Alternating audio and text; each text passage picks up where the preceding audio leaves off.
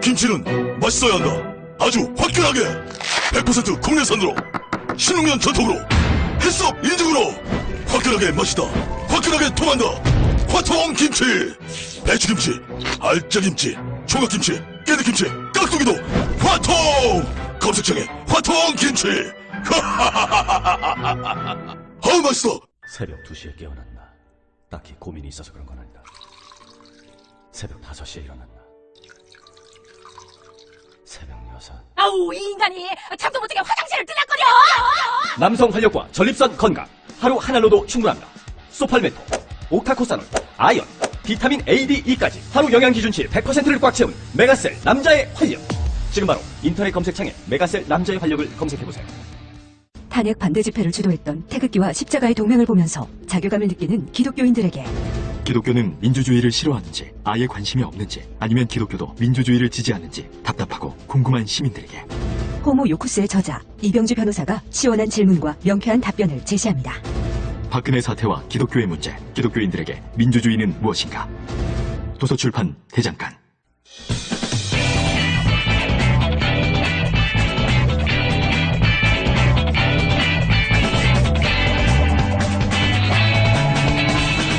김어준의 뉴스공장.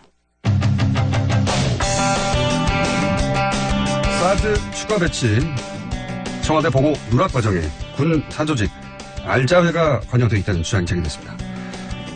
국정기획위 기획분과위원이자 더불어민주당 정책위 수석부의장 홍익표 의원 전화 연결됐습니다. 안녕하세요, 의원님. 예, 안녕하세요. 홍익표입니다. 반갑습니다. 예, 안녕하십니까. 우선 하나회는 워낙 익숙한 명칭이라 많은 분들이 아실 텐데 알자회는 뭡니까? 우선 알자회부터 설명해 주십시오. 이게 좀 시간을 좀 거슬러 올라가야 되는데요. 예. 1992년 김영삼 정부 출범과 동시에 예. 국내 사조직 척결이 있었지 않습니까? 네네. 그때 이제 잘 아시는 것처럼 하나회는 뭐 전두환, 노태우 등등 당시 12.12 쿠데타 세력들을 중심으로 한 대표적인 단체였으니까 이게 해체가 됐고 네. 법적 조치가 이루어졌는데 그 밑에 뭐 만나회라는 것도 있었고 당시 알자회도 있었습니다. 그 당시요. 아하. 예, 그 당시 이제 알자회는 그 육사 기수로 오면 영관급 장교 한 중령 정도에서부터 뭐 위관 장교, 대위 뭐 요 정도까지 형성이 돼 있던 사람들이거든요. 예. 그러다 보니까 이게 젊은 장교들이고 아직 중견 간부들이고 하니까 예를 들면 뭐 보직을 좀 다른 곳으로 보내거나 좋은 보직에서 아니면 인사상 약간 불이익을 주는 정도로 해서 그냥 끝낸 거예요. 그리고 그 시기에 워낙 그 군내 사조직에 대한 그 의지가 강하니까 싹 사라졌던 거죠. 숨어 있었던 거죠. 알자회가 뭐의 약자죠? 네. 뭐 하여간 자기들끼리는 뭐 알고 지내자 뭐 이런 것도 있고 뭐 알짜 보직을 나눠 받는다 해서 뭐 알짜회다. 이건 아마 알짜 보직 얘기는 아마 다른 그분들을 좀 상대적으로 소외받은 층에서 붙인 약칭이 아닐까 싶은데요. 하여간 알고 지내자. 뭐 이런 알고 지내자. 안 나옵니다. 네. 예. 이런 이 사람들이 쭉 그동안 하다가 지금 이명박 박근혜 정부 들어와서 특정 지역을 중심으로 해서 다시 알자회를 중심으로 군내 사조직이 다시 좀 활성화됐다. 이런 지금 여러 가지 제보나 또는 그 정보가 지금 확인되고 있는 것입니다. 그렇습니까? 그러면 알자회 소속이라고 하면 육사 몇 기 정도에 해당되고 기수당은 몇 명 정도 되는 겁니까? 대략 지금 정보에 따르면 예. 34기에서 한 43기에서 예. 기수당 한 10여 명 정도로 하는데 이거 뭐 그때 하나회랑 거의 비슷한 거죠. 그러면 그렇긴. 120명 정도 되는 거네요? 그렇죠. 한 100명이 좀 넘는 형태인 거죠. 예. 아마 지금 현재 예편한 사람도 있고 하니까 예. 실제 현역이 있는 분들은 그보다 훨씬 수가 적을 거예요. 현역이 숫자는 한 절반 좀 넘거나 그 정도 있지 않을까 싶습니다. 그러니까 과거에 알자회라고 있었던 것은 사실인데 네. 이제 이 알자회가 이명박 박근혜 정부를 거치면서 다시 군의 주요 보직들을 자기들끼리 나누기 시작했다. 네. 이런 정황인 거죠? 그렇습니다. 그러니까 지금 국내 중요한 보직들이라고 하면 예를 들면 잘 아시지만 이 정부 부처에 가보면요 어떤 부서에 가면 승진하는 부서가 있습니다. 그렇죠. 예. 뭐 기업도 그렇지만 대개 이제 핵심적인 게 인사 관련 부서 예. 또는 정책 관련 부서는 대개 이 부처 내에서 엘리트들 또는 승진 거기 가면 다음에 어디로 가고 딱 정해져 있어요. 뭐 그런 것처럼 이 국내에서도 그 인사 쪽하고 정책 쪽이 굉장히 중요한 핵심 보직이고 예. 또 이 군대도 기억하실지 모르겠지만은요 옛날에 보면 전두환 노태우 두 분이 잘 나갈 때만 해도 뭐 1사단은 전두환 사단, 9사단은 노태우 사단 이런 말도 있었습니다. 그렇죠. 그런 말 있었습니다. 특정인의 자기 사단장 중에 출세한 사람의 이름을 붙여서 누구누구 사단 이렇게 이름을 붙여가지고 되게 그런 경우에는 하나의 출신들만 특히 전두환 전 대통령과 인연이 있거나 추천한 사람들이 계속 그 1사단장으로 와가지고 그 사람이 다 승진하고 이런 형태를 했었어요. 과거 한때는요. 그러니까 주요 보직을 자기들이 차지하고 자기 후배들에게 물려주고 이런 구조였지 않습니까? 그런 거죠. 그래서 예를 들면 특정 사단장을 하고 나면 그 다음에 보직은 자연스럽게 뭐 국방부의 요직으로 들어오거나 육군본부나 아니면은 야전군 사령관의 부사령관으로 군사령관의 부사령관을 하거나 그리고 나서 좀 이따 군단장 승진하고 이런 것들이 굉장히 자연스럽게 누가 보기에는 굉장히 경력이 당연히 그런 커리어가 좋으니까 그렇게 승진하는 거 아니야 보이지만 실제로 그렇게 서로 주고받게 하는 거죠. 그런 그 하나회에서의 못된 관행, 잘못된 관행이죠. 그게 이제 알자회에서 다시 반복된다고 하는 구체적인 정황, 그러니까 보직과 관련돼서 매우 구체적인 정황이 나왔습니까? 지금 실제로 뭐 여러 가지 뭐 감찰을 해보면 내부 감찰이나 감사원 감사 금방 드러납니다. 왜냐하면 누가 알자인지는 이미 군내에서 다 알고 있어요. 예. 그래서 특정인 이름을 하진 않겠는데 아까 제가 했던 요직이라고 할 수 있는 국방부의 정책 라인 있지 않습니까? 예. 정책기획관이나 정책실장 자리 예.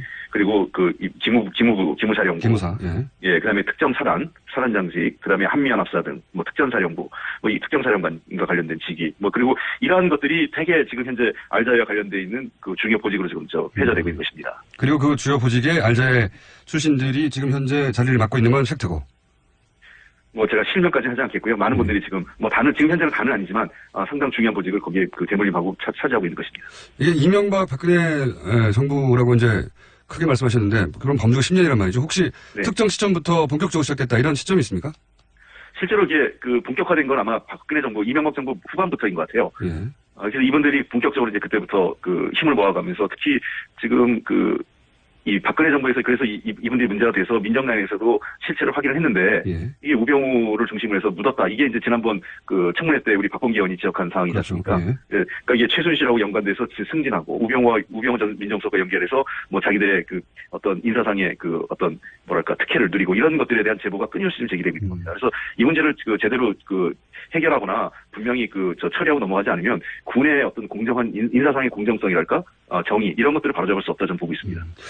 세계일보에서 제가 기억하기로는 그런 관련 보도를 한 걸로 기억하는데 최순실 비서를 활용한 군 인사 개입 관련 의혹 이런 보고. 네, 이게 보고서가 나왔죠. 이게 그 당시 박근혜 민정라인에서 만든 보고서라는 거 아닙니까? 그 네네. 당시에 그래서 이게 문서 보고 유출 관련돼서 또 찌라시라고 했지만 사실은 나중에 만든 문건이라고 확인이 된 거 아니겠습니까? 네네. 근데 그 문건만 봐도 내용이 잘 나옵니다. 누가 어떻게 했고 어떤 일을 했는지는 대략의 윤곽은 이미 그래서 제가 아까 말씀드린 것처럼 당시 민정라인에서도 실체를 확인했다 이렇게 말씀을 드리는 겁니다.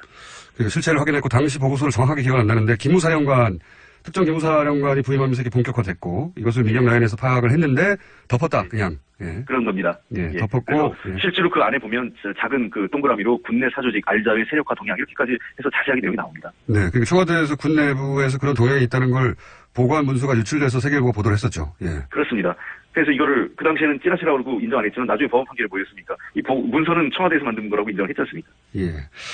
최순실 씨, 당시 보고서에 따르면, 유출됐다고 하는 보고서에 따르면, 최순실 씨가 이제 이런 알자회 군인사에 개입을 하였고, 네. 그래서 그 대상자들에게 수사 촉구도 필요하다고 하는 내용이 있습니다, 실제로. 네, 예. 수사 이루어지지 않았지만. 그렇습니다. 네. 여기까지가 이제 그동안의 언론을 통해 밝혀진 건데, 근데 이 알자회하고 사드 보고 누락 과정하고 관련이 있다. 근데 처음 나온 얘기인데, 이게 어떤 정황인가요? 제가 이제 그 문제 제기를 했던 건 어제 회의에서, 예. 지금 이 사드 보고 누락이나 정보가 은폐되고 있는 구조가 크게 첫 번째 세 가지를 얘기를 했어요. 예. 첫 번째는 이제 그 안보의 특수성을 강조하면서 비밀주의, 예. 또 법적 절차를 무시하는 그런 것을 정당화시키는 경향이 하나 있고요. 예. 두 번째 그러다 보니까 군에 대한 문민 통제를 약화시켜 온 거죠. 예. 사실은 모든 민주적인 정부에서 군이라는 집단은 고대 물리력을 가지고 있는 집단이기 때문에 민간에 의한 통제를 강화시켜가 있지 않습니까? 예. 그럼에도 불구하고 그것이 굉장히 약화된 거죠. 박근혜 정부 들어와서 특히나. 예. 그리고 이러한 것들이 가능했던 구조는 이런 핵심적인 라인인데 사실 국방부 내에서도 이 사드와 관련돼서 정보를 공유한 그 사람들은 몇 안 됩니다. 아주 특정인들만 그 정보를 공유했고 그게 이제 정책 라인과 또 일부 그 국방부 장관의 비서 라인 쪽으로 해서만 핵심들만 지금 장악을 했는데 이 사람들이 통으로 그 최고 군통수권자에게 보고를 은폐할 정도였다면 그건 뭐겠습니까? 서로의 그 인사상의 서로 간의 인적 관계로 짬짬이 관계가 있기 때문에 이런 은폐나 보고 누락, 고의적 은폐 누락이 가능한 것이죠. 그러니까 지금 그 추가 반입이 누락되는 보고서가 작성되는 그 라인에 정책기획관이나 국방정책실장이 있는데 예. 이 분들이 말하자면 알자회 소속이다 이런 이야기인가요? 그렇죠. 그 알자회 또는 그 최근에 독사파라고 또 있어요. 독사파도 독사파요? 있는데, 예. 독사파는 뭡니까? 이 김관진 씨가 사실은 지금 국방부 내에 너무 큰 힘을 갖고 있었던 거죠. 예. 아시다시피 그 김관진 씨는 참여정부 말기에 합참부장을 했지 않습니까? 예. 그러니까 근 10년이 넘게 11, 2년 가까이 군내 가장 실력자로 존재했던 거죠. 예. 이명박 박근혜 정부 치면서 최고 실력자로 자리 잡았지 않습니까? 네네. 그러니까 독일 사관학교를 연수를 갔다 왔는데 그 이후 김관진과 관련된 그 국내 여러 그 실세들이 다들 독일 사관학교 연수를 갔다 온 사람들이 국내 요직을 독점하고 김관진 이맥을 만들어서 이래서 독사파다 이런 얘기는 안에서 지금 회자되고 있는데 이런 사람들, 그러니까 제가 문제가 되는 거는 이런 알자이든 독사파든 또 한민구 인맥이든 이런 국내 특정 인맥으로 관련된 사람들이 이 국방 업무를 좌지우지했다는 것 자체가 정상적으로, 그러니까 자기들끼리 서로 선후배들끼리 좋은 보직을 물려주고 하다 보니까 앞에 있는 사람의 잘못을 밝히는 게 아니라 덮고 가고 거기에 같이 승선하는 거죠. 그런 구조에. 그렇군요. 그런 라인을 파악하게 됐고 이것이 알자회 자체의 문제를 넘어서서 그러니까 그 군조직이 사조직화 한다는 점을 넘어서서 사드와 관련해서도 청와대에 보고할 때 누락하는데 개입된 정황이 있다 이렇게 보시는 거네요. 이제. 내가 이 문제는 내부 감찰이나 감사원 감찰해서 정확하게 이 문제를 실체를 파악하는 게 단순히 사드 문제를 넘어서서 이 군에 대한 전반적인 이 부조리, 불합리한 현상을 좀 근본적으로 제거해야 되는 문제라고 생각합니다. 국내 사조직은 어느 국가에서도 인정하지 않고 있고요. 만약에 이게 사조직이 횡행하는 조직은 과거 하나회에 우리 폐해를 본 적이 있었지 않습니까? 그것뿐만 아니라 더 나아가서 정상적으로 전투를 수행할 수 있는 그 집단이 될 수가 없습니다. 이건 뭐 제가 순전히 개인적으로 넘겨짚는 거긴 합니다만 하필 독일이라서 최순실과 무척 관계가 깊은 그것도 갑자기 떠오르긴 합니다. 예. 그건 아닌 것 같은데. 그건 저도 아닌 것 같긴 합니다만 왜 또 하필 독일 사관학교인가 미국 육사도 아니고 그런 생각이 엄청 스쳐 지나가긴 하고. 근데 혹시 말씀 듣다 보니까 추미애 대표가 왜 탄핵 정국에서 그 계엄령 얘기도 한번 하셨지 않습니까? 예. 네, 군에 어떤 움직임이 있다라고 일회성으로 경고했지만 굉장히 임팩트가 있었는데 그 이후로 그게 어떤 근거에서 나온 말인지는 전혀 후속으로 이제 해명대만 한 적이 없는데 혹시 이게 이 알자이와도 관련이 있나요? 제가 또 한 번 넘겨짚는 건데. 그건 뭐 그 알자이와 직접적인 연관이 있었던 건 아닌 것 같고요. 단지 저도 그 정보보고가 국내 동향이 좀 심상치 않다 이런 동향이 있어서 그거에 대한 우려 차원에서 대표님께서 한번 지적을 하셨던 것 같아요. 무슨 특별히 확실한 뭐 뚜렷한 정보를 갖고 있는 건 아니었고요. 그런 동향에 대한 여러 이 정치권에는 그런 정보보고서들이 있지 않습니까? 네. 그때 이제 국내 동향에 대한 우려를 담기 있어서 그 쿠데타가 일어난다는 것보다 그런 거에 대한 경각심 차원에서 대표께서 한 말씀 하셨던 것이었죠. 네. 그럼 제가 추미애 대표께 직접 시간을 마련해서 여쭤보기로 하고 그럼 이 문제는 이제 마지막 질문인데요. 오늘은 시간이 안 돼서 여기까지만 하고 다음 기회에는 국정자문위원회 인선검증 TF에 계시니까 청문자문 예선과 이 문제는 다음 기회에 여쭤보기로 하고 네. 그럼 앞으로 어떻게 합니까? 이 알자에는 어떻게 대응합니까? 정부가? 지금 일단은 사드와 관련돼서 지금 포괄적으로 내용을 다 지금 그 내부 감사를 하겠다는 거 아니겠습니까? 대통령 지시를요. 단순하게 뭐 이게 보고 누락을 넘어서서 뭐 환경영향 평가서를 우회한, 그러니까 뭐 뛰어넘는 과정이라든지, 그러니까 이 정책 결정 과정 전반을 들여다본다면, 그리고 왜 이런 일들이 가능했던 구조를 본다면 자연스럽게 국내 특정 인맥에 의한 사적 인연의 사적 관계 또는 이런 이 사조직 문제도 저는 실체가 드러날 거라고 생각을 합니다. 그래서 이번에 이 관련돼서 만약에 이 사조직이 우리가 생각하는 어떤 이 단순한 친목 모임의 그 수준을 넘어서서 국방 업무 자체를 자기들이 좌지우지했구나, 인사 문제까지 전행을 했다는 정황이 드러난다면 이번 기회에 분명히 근본적으로 뿌리를 제거해야죠. 알겠습니다. 오늘 말씀 감사합니다. 네, 고맙습니다. 지금까지 민주당 홍익표 정책위 수석 부의장이었습니다. 또 떨어졌어. 너 또 입사 시험 봤어? 아니, 차량용 핸드폰 거치대 말이야. 여러 개 사봤는데 실패의 연속이야. 떨어지고 시야 가리고 운전석에서도 뭐 알고 뭐 좋은 거 없을까? 싼 것만 찾으니까 그렇지. 제대로 된 거 하나 사서 편리하게 쓰는 게 더 낫지. 그런 게 있어? 그럼 있지. 1, 2, 3 할 때 2. 힘 세다 할 때 힘. 2 힘. 투 힘? 2배로 힘이 세다는 건가? 네이버 검색창에 2 힘을 검색해보세요.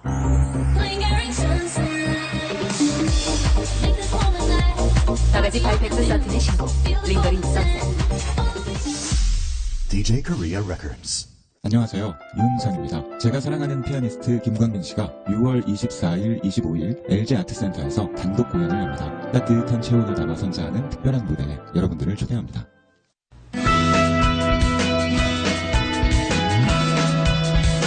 어제 오후부터 4대강 6개 보 수문을 개방했습니다. 그런데 한편에서는 농업용수 공급에 지장이 있는 거 아니냐 하는 우려가 나오는데요. 이 문제 한번 짚어보겠습니다. 박창근 가톨릭 관동대, 가톨릭 관동대 토목공학과 교수님 연결해보겠습니다.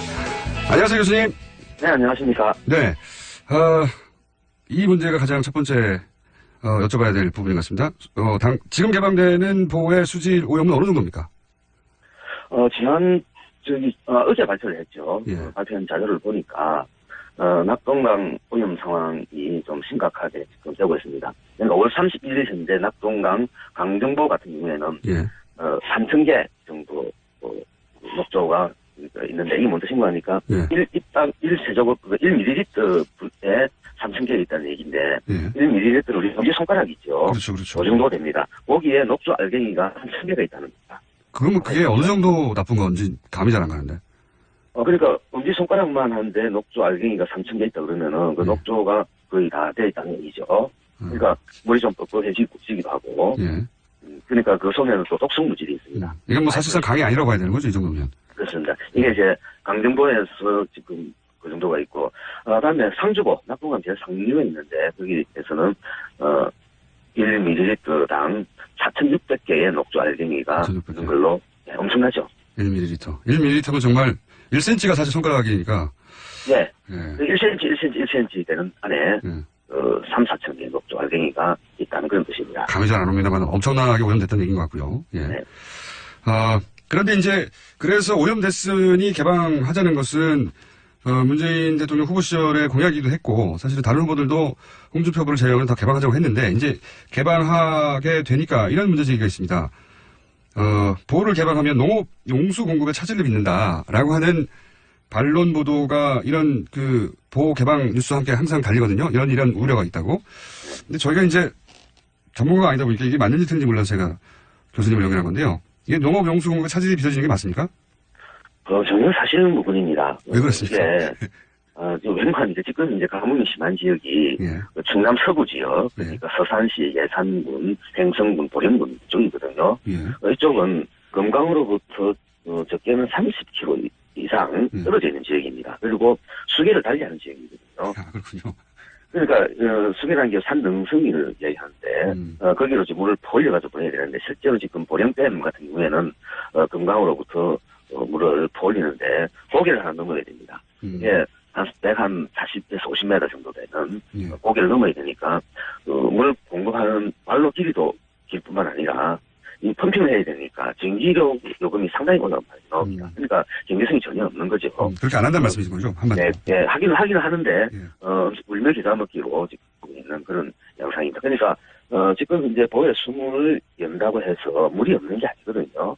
그러니까 그리고 지금 보수문을 여는 인근 지역, 그러니까 사대항 사업을 했던 지역 인근에서는 사대항 사업 전에도 물이 부족해서 농사를 못 지은 적이 없습니다. 또 떨어진 지역과 다르지만 양수시설이 그만큼 잘 되어져 있었다는 그런 뜻이죠. 그러니까 수문을 열어버리면은 농업용 지수구 높이만 맞춰주면은 얼마든지 물을 공급할 수 있다고 봅니다. 그렇군요. 근데 왜 이 관련 보호 개방한다는 관련 뉴스를 보면 항상 하단에 농민들이 반대한다, 막 우려한다는 그런 코멘트가 달리는 거죠? 아무리 그 사대항 사업을 지난 정부 때 추진했던 정부가 수문을 여는데 농업용수를 공급하지 못할 만큼 수위를 낮추는 정도로 아주 적극적인 수문 개방을 할 수가 없습니다. 근본적으로 웬만하면 그렇게 되면은 그렇지 않습니까? 수문 개방했는데 인근 농경지에 그 수위가 낮아져가지고 농업용수 공급 못한다 그러면 이거 밀란이 일어나는 얘기거든요. 그렇죠. 그런데 중요한 것은 그 일부 공무원들 그리고 또 일부 전문가들 그 사대항 사업에 적극 참여했던 사람들이 있는데 이분들이 언론이라든지 이런 통해서 적극적으로 거기에 대한 의혹을 제기하는데 문제점을 제기하는데 제가 그 내용들을 쭉 읽어보니까 상당히 왜곡된 자료를 가지고 국민의 어떤 국민들에게 잘못된 정보를 제공하고 있다고 저는 보고 있습니다. 그렇군요. 그러니까 취재하는 기자들도 사실은 잘 모르고 그런 취재를 했을 수도 있군요. 그러니까 교수님 말씀을 듣자면 그 사대강 관련 찬성했던 사람들이 그동안 왜 개방을 안 했느냐 하는 이유를 합리화하느라고 이런 이유를 대고 있는 그런 개연성이 아주 높다 이렇게 보시는 거군요. 실제로 그 내용들을 기사 내용들을 일부 언론에 나온 기사 내용들을 쭉 모니터링 해본 결과 그분들은 사대항 사업에 찬성을 했거나 그리고 그로 인해서 어떤 뭐 혜택을 받았던 그런 분들이었는데 만약에 수문을 개방해서 말 그대로 수질이 개선이 되고 생태가 다시 복원되고 이럴 경우에 당장 국민들로부터 그러면 보호를 왜 설치했느냐.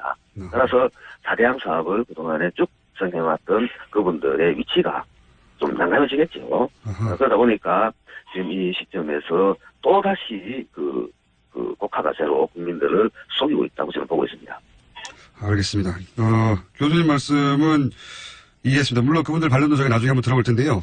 그러니까 사대강 사업을 했던 그 핵심 지지 논리가 뭐 홍수를 방지한다든가 가뭄 물 부족을 해결한다든가였는데 네. 그 연장선상에서 이 숨을 열어버리면, 그동안 안 열었는데, 열어버리면 그동안 본인들이 주장했던 대로 농업용수 문제가 생길 것이다 라고 말할 수밖에 없다. 그분들 입장에서는 네. 본인들이 4대강을 사업을 했던 이유를 합리화해야 되기 때문에 이렇게 진단하시는 거군요. 네, 그렇습니다. 알겠습니다.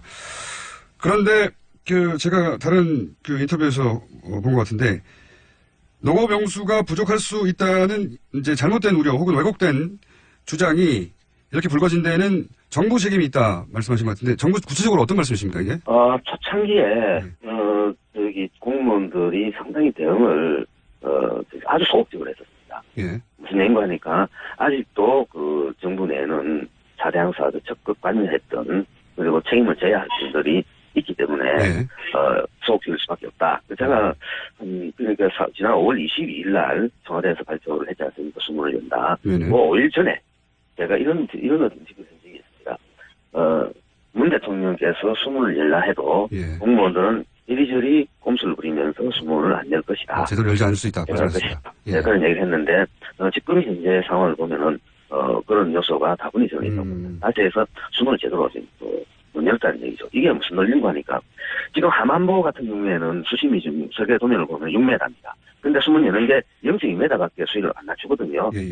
그러면은 수심 기준으로 30분의 1 정도 수위가 낮아집니다. 그 얘기는 연속 방정식에 따르면은 유속이 30분의 1 정도 증가하게 되거든요. 그러니까 공학적 입장에서 본다면은 30분의 1의 유속이 증가하는 것은 의미가 없는 숫자입니다.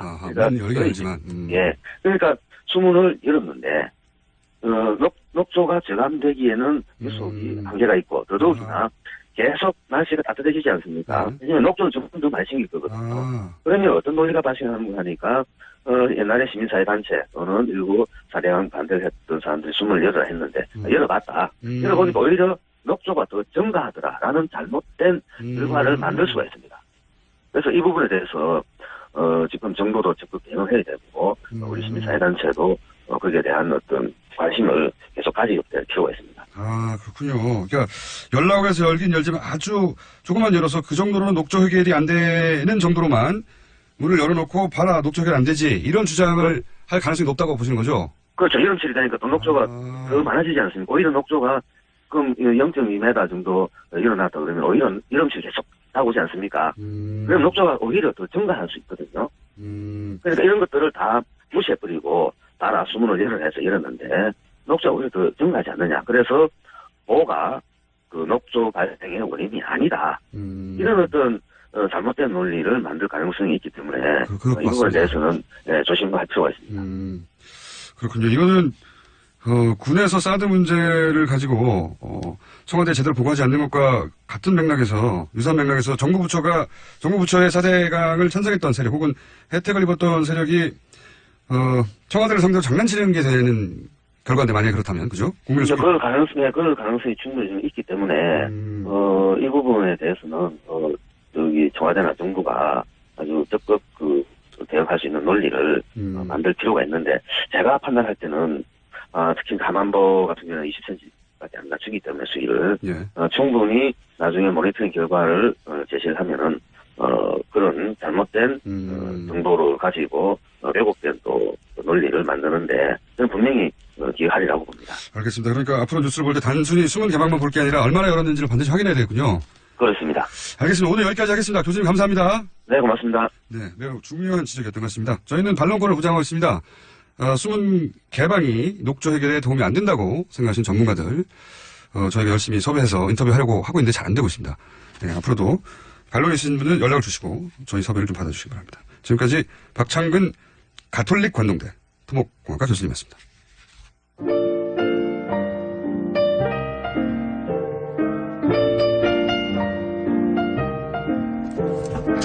네, 불친절한 AS 시간입니다. 어제 저희가 급조해서 만들었던 영어 코너는 불시불시에 등장할 겁니다. 오늘은 급조 영어 시사 코너는 나오지 않습니다.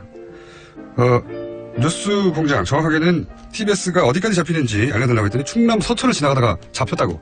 네. 그러시군요. 섹시 공장장. 이런 취향이 독특하신 분이나, 네. 저도 그렇게 생각하지만, 위아 작가에 대한 방송 단도 참 많네요, 오늘. 그리고 이하 작가가 여태 인터뷰한 것 중에 가장 신나 보여요. 네.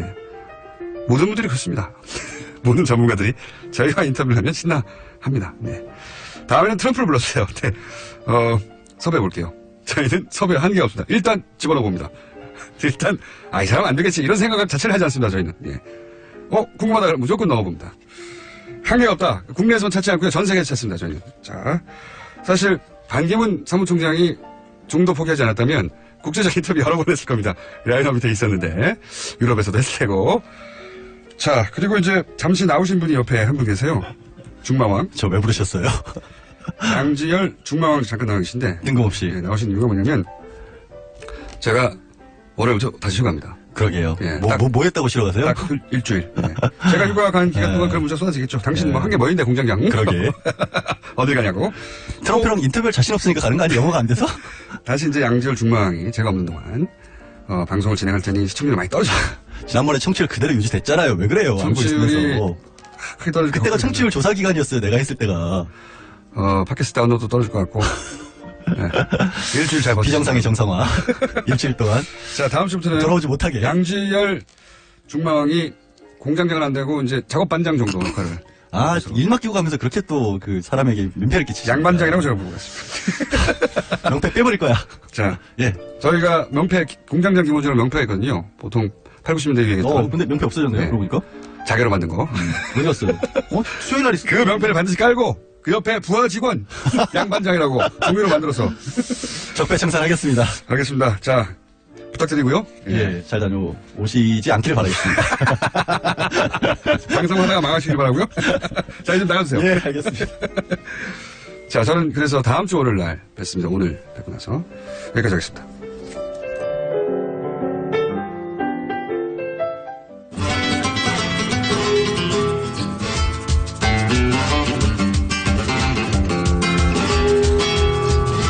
자, 까칠한 미식가 막 칼럼니스트. 오늘은 전화 연결입니다. 황교익 막 칼럼니스트를 전화로 이렇게 하기는 거의 처음이 아닌가 싶은데. 그래서 안 하려고 하다가. 안녕하십니까? 예, 안녕하세요. 예, 어떤 바쁜 일이 있으시길래 이렇게. 어떤 바쁜 일이 있어도 항상 오시다가. 예, 안 오시게 됩니다. 강원도에 뭐 급히 갈 일이 있어가지고 지금 강원도 인제입니다. 날씨가 너무 좋네요. 인제 무슨 낚시 같은 거 하신 거 아니에요, 혹시? 낚시는 그제 했고요. 오늘은 뭐 이것저것 먹으려고 지금 왔습니다. 네. 급한 일은 아닌 것 같네요, 낚시하고 나서. 아니요. 급한 일이었어요. 예, 업무 중이시군요, 업무 중. 예, 그렇습니다. 마칼럼니스트로. 네. 자, 오늘 주제는 뭔가요? 날씨가 좀 따뜻해지니까, 뭐, 여름, 이제 그 시즌이 들어갔어요. 그러니까 냉면이 뜨고 있어요. 네. 냉면, 가끔씩 전화와서 어느 냉면집이 맛있는가, 이렇게 멘트 달려고 하시는 그런 분들도, 기자분들도 계시고, 뭐 이러는데, 예. 사실 이 여름만 되면 제가 항상 냉면에 대해서 비춰놓는 발언을 제가 할 수밖에 없게 되는데. 왜 비토를 놓으십니까, 또? 왜? 예. 냉면이 맛있는 것은 사실 겨울이거든요. 그래요? 겨울에 먹어야 되거든요. 애초 이 음식이 겨울 음식으로 탄생했나요, 혹시? 겨울에 탄생을 했고요. 실제로. 예. 그리고 또 겨울이 맛있고요. 그 메밀이 이제, 그 메밀면으로 하는 게 이제 진짜 제대로 된 냉면이라고 이야기를 하잖아요. 네. 메밀은 보통 뭐 가을 10월 달에 이렇게 거두는 건데, 햅쌀이 맛있듯이 메밀도 햇메밀이 맛있거든요. 그래서 겨울에 제대로 된 이 메밀 향이 나는 이 면을 맛볼 수가 있어요. 그리고 국물 내는 것도 이제 소가 뭐 봄, 여름, 가을, 겨울 뭐 공장장 입장에서는 뭐 고기는 항상 맛있겠지만은 알자에 나온 거 보고 저희가 고자에 만들기로 했습니다. 고기나 먹자. 예. 그래서 이것도 소도 대체로 이렇게 겨울이 맛있어요. 겨울에 들면 이제 날씨가 좀 추워지고 하니까 이게 그 고기의 질을 좀 올린다는 이런 것도 있고요. 사료에도 변화가 있거든요. 사료까지. 예. 겨울에는 보통 건초류 이런 걸 먹는데 그런 걸 먹어야 이렇게 누린내가 좀 덜해요. 생풀 먹으면 소에서 좀 누린내가 좀 나죠. 닭도 그러고요. 뭐 돼지 뭐 육수 넣으면 돼지도 그렇습니다. 겨울 돼지가 맛있고요. 그래서 육수도 그러고 면도 그러고 겨울이 맛있죠. 그 재료들이 겨울이 제맛이 나는 재료들이다. 기본적으로. 그렇죠. 그리고 추울 때 눈 펑펑 내릴 때 몸 달달달달 떨면서 가서 시원한 이 육수와 면 이거 먹으면 정말 맛있거든요. 그런데 겨울 되면 냉면집들에 장사가 안 돼요. 그게 텅텅 비어 있다가 여름 되면 바글바글 하거든요. 냉면 자체가 여름 음식이라는 인식이 워낙 강하기 때문에 아니, 요즘은 다 따뜻한데, 식당은 그 안에 들어가서 냉면 먹는다고 얼지 않는데도 불구하고, 인식이 그렇죠, 인식이. 예. 그렇죠. 그래서 그 냉면이 여름 음식으로 자리를 잡는 게, 그 일제강점기 때 이제 우리한테 제빙산업, 예. 여름을 만들 수 있는 산업이 들어오면서부터거든요. 아, 그래요? 예. 그러니까 과거에는 이게 그 부분이- 여름 음식이 아니었습니까, 애초에는? 그렇죠. 아, 그렇죠. 그렇구나. 그러니까, 조선만 하더라도 다 겨울에 먹었던 거죠. 아하. 그런데 이제 여름이라는 것은 여름에 확보할 수 있게 되면서 여름에도 이제 시원한 걸 먹으면 좋지 않을까 하는 생각으로 여름 음식으로 이렇게 굳어지는 거죠. 뭐 그 여름보다는 겨울에 드시는 게 맛있어요. 일단 거기까지. 여름 음식이 애초에 아니었다. 예. 예. 오히려 얼음 만드는 산업이 발달하면서 얼음 장사하면서 시작됐다. 예. 진짜 맛은 겨울에 맛있습니다. 냉면 오늘 끝인가 이걸로 혹시? 아닙니다. 그리고 그 냉면을 그 평양냉면이라고 우리는 흔히 불러요. 그러니까 네. 시원한 물냉면과 함흥냉면, 물에다가 예, 비빔냉면. 그렇죠. 이게 함흥냉면은 냉면이라고 이름 붙이기는 좀 애매하거든요. 이거 비빔면이죠. 비빔면. 예, 그 냉면, 물론 그 고구마나 감자 전분의 면에다가 차가운 육수를 더하면 냉면이라고 붙일만 하지만은 대체로 함흥냉면은 비비는 것이니까, 네.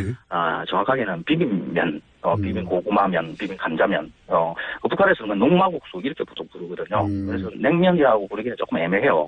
근데 이제, 메밀면에다가 찬 육수를 더하는 것을 보고, 그냥 냉면이라고 하지 않고 거의 다 평양냉면 이렇게 이야기를 해요. 네. 근데, 이것도 그냥 냉면인데 평양이라는 것의 말이 붙은 것은 이게 분단 이유라고 보면 됩니다. 원래 서울에도 냉면집이 많았고요. 예. 진주에도 옛날에 냉면이 유명했다는 그런 기록도 있고요. 전국에 그러니까 한반도 전체에 이런 메밀면으로 해서 시원한 물을 더해서 먹는 냉면은 많이 있었어요. 그런데 평양냉면이라는 말이 이렇게 크게 번진 것은 순전히 소 때문에요. 소요? 소.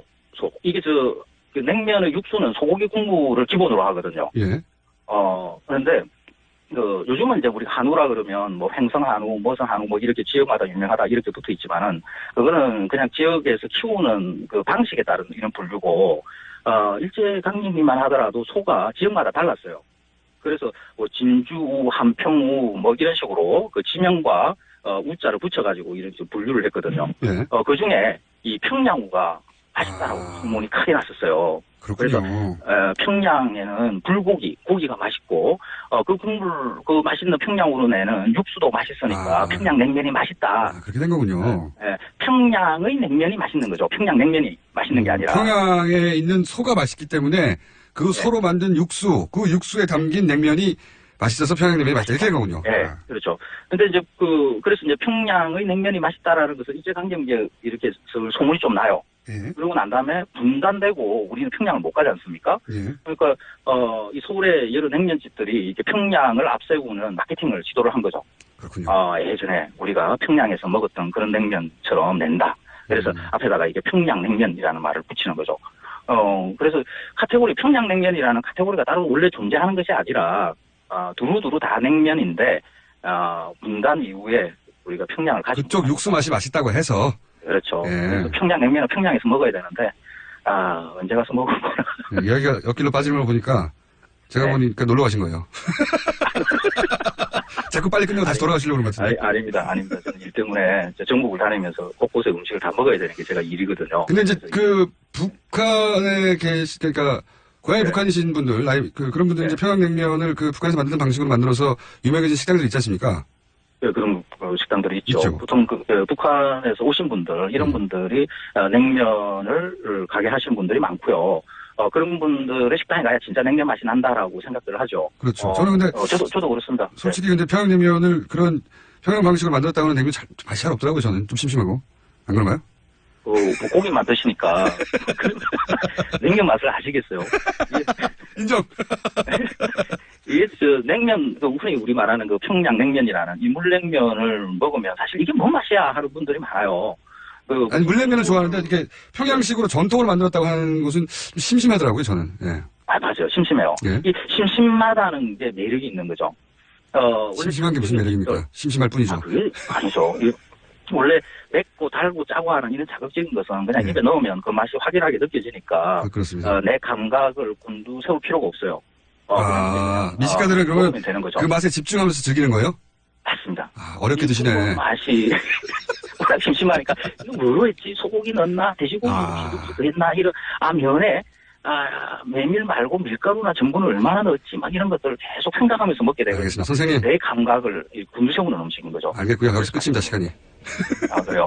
네, 다음 주에 뵙겠습니다. 예, 고맙습니다. 한교 선생님이었습니다. 김호준이었습니다. 다음 주에 뵙겠습니다. 안녕.